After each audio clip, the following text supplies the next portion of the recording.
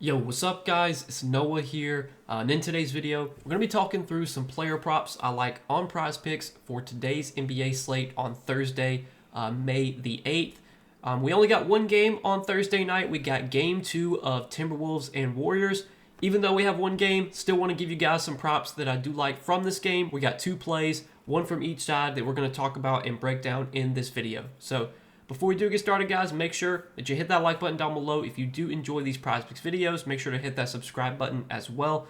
And if you guys are new to the channel, and if you are new to Prizepicks, if you don't have a Prizepicks account, be sure to go sign up. Use that promo code NOAH when you sign up for Prizepicks with my promo code and place your first $5 lineup. You're going to get $50 in promo funds instantly added to your account. Easy way to start to build up your bankroll on Prizepicks. Again, if you don't have an account, sign up and use that promo code NOAH.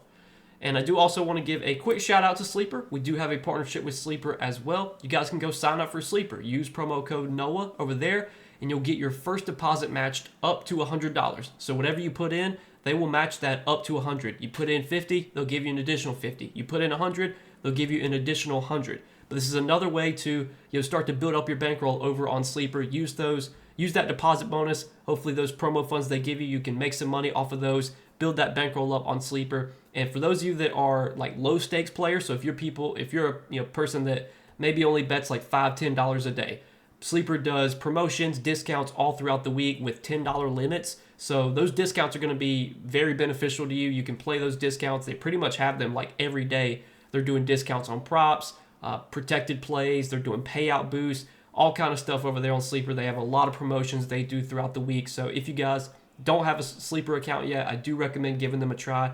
Download that Sleeper app, and again, use that promo code NOAH when you do sign up for Sleeper. But we got two picks, guys, to talk about for today on Thursday. Now, I do want to recap our two plays from Wednesday's video before we go over our plays for Thursday.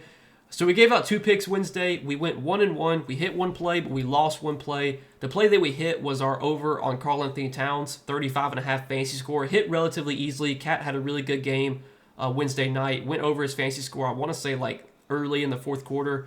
Was relatively sweat-free. But then we took an over on Kristaps Porzingis, which I really regret. So if you watched the game Wednesday night, you saw Porzingis. He was not in the starting lineup. We got that news like 30 minutes before the game that the Celtics were going to start Al Horford over Porzingis. And I pretty much knew at that point the over we had on Porzingis was going to lose. Like there was just almost no way he was going to hit coming off the bench, because anytime a player who normally starts comes off the bench, like if they're coming back from injury, coming back from illness, whatever it may be, that typically means that they're going to be on a minutes limit. I didn't think Porzingis was going to be on a strict minutes limit like that. I thought there was a possibility that he might only play like 26 or 28 minutes, but I didn't see him coming off the bench and playing 13 minutes, which is what he did on Wednesday night. He only played like 6 minutes in the first quarter. He basically played two stints. He played like a 6-minute stint in the first quarter, and he played like a 7-minute stint in the third quarter, and that was pretty much it. So like, I really regret that, taking that over on Porzingis. I mean, I felt pretty good about him playing somewhat close to full minutes. I mean, the illness that he had that caused him to miss that game in game one, it wasn't like he was on the, he was probable on the injury report, so it wasn't like he wasn't expected to play. Didn't seem like it was too big of an illness, like something that was really going to bother him, but clearly I was wrong. Clearly the illness that he's dealing with is bothering him, because he was only able to play 13 minutes on Wednesday night. Had I known Porzingis was going to come off the bench and play 13 minutes, I obviously would have never taken an over on him. So just, one of those plays you just regret making. You kind of live with it. It is what it is. But we got two more plays, guys, here for Thursday. Let's see if we can bounce back here, hit both these plays for this slate on Thursday. So the first prop that we're going to look at is going to be a points plus rebounds prop. And we're going to take Buddy Hield for less than 20.5 points plus rebounds. So if you look at Buddy Hield's game log the last two games, he's been going off. I mean, he's had two back-to-back huge games, was great in Game 7 versus Houston, had 36 PR, and then he was great in Game 1 of this series, had 32 PR. Obviously, Steph Curry is out today, so that's one of the reasons why Hield's lines are a little bit inflated compared to where they normally would be. Also, he's coming off two really good games, so that's another reason why his lines are higher than they normally would be. I think I'm pretty sure last game, Buddy Hield's his PRA line was 14.5 last game, and now his PRA for today is 22. So clearly Obviously, the books have inflated Hield's lines to account for Steph being out and for the fact that Hield's just playing really well. But the reason that I like this under on Hield, for one, I think this is a really good opportunity to kind of sell high on Buddy Hield coming off two really big games. I mean, we know Buddy Hield he's a streaky player. He's a guy that when he gets hot, he can obviously have huge games, and when he's cold, there's a chance that his minutes get cut down. We've seen so far in the playoffs, Hield has not had secure minutes in the playoffs by any means. You look at his game so far in the playoffs. Now, he was coming off the bench in some of these games, but 15 minutes, 16 minutes, 29 minutes, 30 minutes, 18 minutes, 17 minutes, 37, 40. So, like, his minutes can really fluctuate. It kind of all depends on how he's playing. If he's playing really well, then obviously, the chances of this prop hitting are pretty slim if he's playing really well. But if he struggles out of the gate, if he's not making shots, we know Steve Kerr is a coach that he'll run a lot of guys out there. Like, he'll run a really deep rotation. He played like 13 guys in game one of this series. He's got so many other guys that he could give minutes to over Buddy Hield. And I think the matchup gets a lot worse for Buddy Hield now that Steph is out, because without Steph, Minnesota can really key in their best defenders on Buddy Hield and Jimmy Butler, because you look at the rest of this Golden State starting lineup, Draymond Green, obviously at this point in his career, just not much of an offensive threat. I know he's had some good games scoring lately, but he's not really a guy that you have to focus a ton of your defensive attention on. Brandon Podziemski has shown ability to be a knockdown shooter. He's been able to make shots at times, but lately he's kind of been slumping, hasn't really been able to provide much offense. And then I assume it'll be Gary Payton starting in place of Steph. He started the second half in place of Steph last game. Gary Payton obviously never been known as an offensive player. He's more of like a defensive player. He's more of a 3-and-D kind of guy. I'm expecting the Warriors or the Timberwolves to probably put Jaden McDaniels on Buddy Hield. Jaden McDaniels, one of their best defenders. Jaden McDaniels, he was tasked with guarding Steph Curry. Now that Steph is out of the lineup, I think we're going to see McDaniels guard Hield. If it's not McDaniels, then it's probably going to be Anthony Edwards. But either one of those matchups are relatively tough for Buddy Hield. And Minnesota is a team that is equipped to stop guys like Buddy Hield. Minnesota has great defenders just in general. Minnesota is also a team that's been really good at limiting three-point attempts. They were a great defense this season during the regular season when it came to limiting three-pointers made, limiting three-point attempts. They gave up the third fewest three-pointers made per game during the regular season. Minnesota was also a team that did not give up a lot of catch-and-shoot threes. We know Buddy Hield's a big catch-and-shoot guy. He's not really a guy that creates a lot of offense for himself. He can create offense for himself, but he kind of relies on his teammates getting him set up for his spots.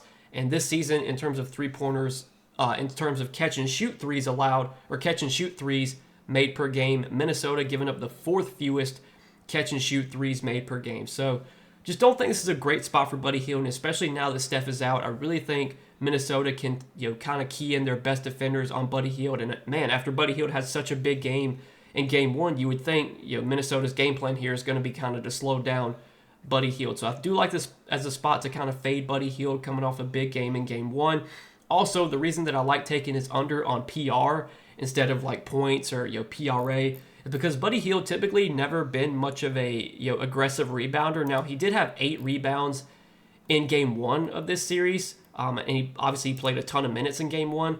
But so far in the postseason, like, he's only been averaging like 3 rebounds per game. He's only had more than 4 rebounds once, and that was last game. Every other game this postseason, he's had 4 rebounds or less. And with his points prop being at 15, his PR being at 20.5, he basically has to get 6 rebounds or more to make the PR a worse bet than his points prop than his points. So feel pretty good about him not getting 6 rebounds or more. Maybe he goes out there and gets like 8 rebounds again like he did last game, but I think that's relatively unlikely. So far in the postseason, Buddy Hield's only averaging 6.9 rebound chances per game. And then if we do look at last game, he did have 13 rebound chances last game, obviously 8 rebounds, but I'm not really convicted. I don't have a ton of conviction that Buddy Hield goes out there and grabs a bunch of rebounds again. Again, he's typically been a guy throughout his career that averages like 3 to 4 rebounds per game. So I like under PR the most here on Buddy Hield, but I think you could look at maybe under on his points prop, maybe under on his PRA. But my favorite prop definitely is taking Buddy Hield for less than 20.5 points plus rebounds. And then the prop that I like to pair with that on the Minnesota side is going to be a field goals made prop, and we're going to take Anthony Edwards for more than 9 field goals made. Now, the reason that I like this field goals made line on Anthony Edwards instead of like his points prop, well, his points prop is set at 27.5. If you look at his points, he's only gone over that in 2 of his last 5 games, whereas his field goals made, he has actually pushed or gone over that line in 4 of his last 5. So, like, you know, the game against the Lakers where he had 10 field goals made, in that game, he only had, in terms of points, he only had 25 points in that game. And then last game, Anthony Edwards only had 23 points, but still had 9 field goals made. Now, sure, Anthony Edwards can get points from free throws. Obviously, we know that. But so far in the playoffs, he's not really been going to the free throw line a bunch. Game 1 against the Lakers only had 2 free throw attempts, only had 4 free throw attempts the game after that, 0 the game after that. Then he did have a game where he had 17 free throw attempts, but then 8, and then last game he had 5 free throw attempts. So I feel like if Edwards scores 28 points, it is pretty likely that he has 9 field goals made. And I definitely think there's a chance that Edwards only scores like 25 or 26 points, but still has 9 field goals made. So that's why I like the field goals made prop here on Anthony Edwards more than like his points prop. And let's kind of talk through why I like this play. So last game we did see Anthony Edwards have 9 field goals made. You know, his volume so far in the postseason has been excellent. You look at his shot attempts per game, 22, 22, 26, 23, 19, and 22. He's just taking a ton of shots every game. Obviously, the offense runs through Anthony Edwards. And another prop that you could definitely look at is his field goal attempts, which is available on Prizepicks. They have that line at 22. I'm pretty sure that line was actually at 21.5 just before I started recording this video, and it's already got bumped up to 22. I would think if Anthony Edwards takes 22 shots, he's probably going to have at least 9 field goals made. Obviously, in order for him to do that, to not do that, like he would have to shoot like 35% from the field or worse. And Anthony Edwards, for his career, he's been a guy that's shot, you know, he typically shoots around like 45% from the field. So Edwards would have to have a really poor shooting game to go over field goal attempts and not go over field goals made. So far in the playoffs, his shooting efficiency has been a little bit down compared to where it was in the regular season, but he's still been shooting the ball relatively efficiently. I mean, he did have one game against the Lakers where he shot 26% from the field, but other than that, 36%, 45%, 46%, 52%. Last game against the Warriors, shot 41%. So the efficiency's been pretty solid for Edwards, and we know Edwards is a player that kind of can score everywhere. He can shoot threes, he can shoot mid-range jumpers, he can drive to the basket. Obviously, with him driving to the basket, he can draw fouls and get free throws and stuff like that. But I would think he would have to probably get, in order to go over his points, like in order to get 28 points without getting 9 field goals, he's probably going to have to make like 8 or 9 free throws, if not more than that. You know, and I would say that's, you know, fairly unlikely to happen. So again, that's just another reason why I like the field goals made here on Anthony Edwards. I'm expecting a bounce back game from him though. I mean, last game, he was really, really struggling like in the first half, and then he kind of turned it on like in the second half. I want to say in the first half last game he had like nothing. I'm gonna actually take a look at that just to confirm, but I want to say he had like no points in the first half. Let's see. Take a look at this.